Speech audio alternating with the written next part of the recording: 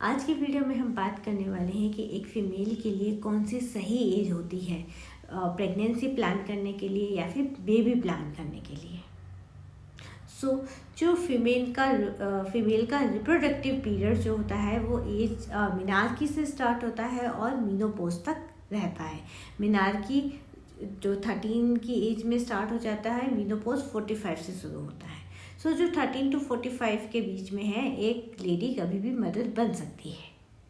ये रेयरली देखा गया है कि 12 से कम एज में कोई मदर बने या 45 से ज़्यादा एज में कोई मदर बने। लेकिन क्या आपको पता है दुनिया में सबसे कम उम्र में जो प्रेग्नेंट हुई थी वो 5 ईयर एंड 7 मंथ ओल्ड थी। CS करके उनका डिलीवरी किया गया था। और जो ओल्डेस्ट एज में जो बनी है वो 63 ईयर ओल्ड लेडी है। बट मेडिकल साइंस के अकॉर्डिंग अगर कोई लेडी 30 एज के बाद में फर्स्ट टाइम 30 एज पर या उसके बाद में फर्स्ट टाइम अगर प्रेग्नेंट होती है तो उसको हम एल्डरली प्राइमरी ग्रेविडा कहते हैं। ये स्पेसिफाइड एज इसलिए डिसाइड किया गया है कि ये फैक्ट है कि इस स्पेसिफाइड एज के बाद में जो प्रेगनेंसी है वो एडवर्सली अफेक्टेड होती है। लेकिन जैसा कि आज की लाइफस्टाइल में इतना चेंजेस आ गया है कि लोग पहले अपने करियर परस्यू करते हैं और उसके बाद में इसी एज के बाद में ही वो फैमिली या बेबी प्लान करते हैं। तो हमारे पास में 2 तरीके के पेशेंट होते हैं। जैसे फर्स्ट कंडीशन जिसके अंदर पेशेंट की मैरिज तो लेट हुई है लेकिन लेडी ने कंसीव जल्दी कर लिया है। और सेकंड कंडीशन जहाँ पेशेंट लेडी की मैरिज तो बहुत पहले से ही हो गई थी पर वो प्रेग्नेंट लेट हो रही है, कंसीव लेट कर रही है। सेकंड जो कंडीशन है इसके अंदर जो प्रोग्नोसिस होती है वो बहुत लो होती है और जो फर्दर प्रेगनेंसी होती है उसके चांसेस भी इनके अंदर कम होते हैं। अब हम बात करते हैं कि एल्डरली प्राइमरी ग्रेविडा के अंदर कॉम्प्लिकेशन क्या क्या आ सकते हैं। तो प्रेगनेंसी के अंदर यहाँ पे ज़्यादा चांसेस होते हैं अबॉर्शन के, चांसेस होते हैं इसके अंदर प्री एक्लैम्पसिया के जिसके अंदर पेशेंट का BP बढ़ जाता है। इसमें चांसेस होते हैं ब्लीडिंग होने के जो कि टॉक्सिमिया की वजह से या यूट्रिन फिब्रॉइड की वजह से या फॉलिक एसिड डेफिशिएंसी की वजह से हो सकता है। साथ में ही इसमें कई मेडिकल कंडीशंस कॉम्प्लिकेशन के चांसेस भी होते हैं जो कि एल्डर एज की वजह से होती है, जैसे कि हाइपरटेंशन हो सकता है, डायबिटीज़ हो सकता है, हार्ट डिजीज़ हो सकते हैं।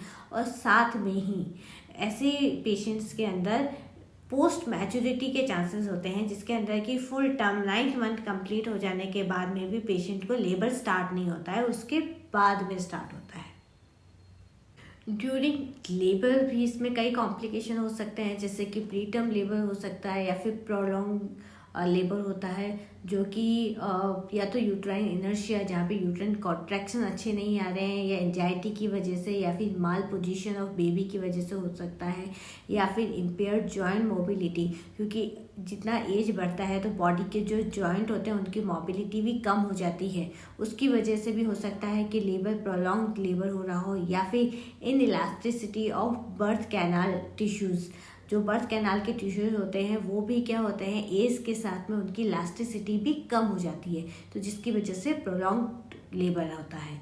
या फिर इसके अंदर ये कंडीशन भी हो सकती है कि जो मैटरनल और फीटल डिस्ट्रेस जो होता है, जो कहते हैं कि बच्चे की धड़कन सही नहीं चल रही है, जो डॉक्टर कई बार कहते हैं, तो उसके चांसेस भी ज़्यादा होते हैं। फोर्थ कंडीशन ये होती है कि अगर डिलीवरी हो गई है तो जो प्लेसेंटा है, जो अवल नाल जो है वो उसके अंदर वो बाहर नहीं आती है, वो अंदर रह जाती है। कई बार अगर यूट्राइन फिब्रॉइड की कंडीशन होती है तो उस कंडीशन में भी ऐसा होता है।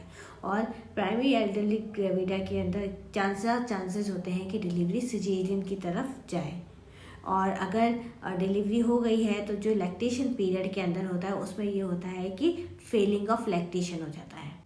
अब हम बात करते हैं मैनेजमेंट की। ऐसे केसेस के अंदर मेटिकुलस एंटीनेटल सुपरविज़न की ज़रूरत होती है। जैसे आपको सजेस्ट किया जाता है उसी के अकॉर्डिंग आपको अपना ANC चेकअप करवाते रहना चाहिए। और हमेशा ध्यान रखें ऐसी डिलीवरी हमेशा हॉस्पिटल के अंदर होनी चाहिए। ऐसे केसेस के अंदर अगर पोस्ट मैच्योरिटी पे पहुंच गए हैं, 9 मंथ पूरे हो गए हैं और पेन स्टार्ट नहीं हुआ है और आपके डॉक्टर आपको रिकमेंड कर रहे हैं कि हम उसको इंड्यूस करेंगे और उससे भी रिजल्ट नहीं आ रहे हैं, तो ऑल्टरनेटिव सिजेरियन सेक्शन ही होता है। तो जैसा आपका डॉक्टर सजेस्ट करते हैं आपको वो चीज़ माननी चाहिए। सेकंड होता है कि सोनोग्राफी बहुत इम्पॉर्टेंट होती है। सो अर्ली मंथ के अंदर सोनोग्राफी जब आपको सजेस्ट की जाती है तब आपको करवानी चाहिए।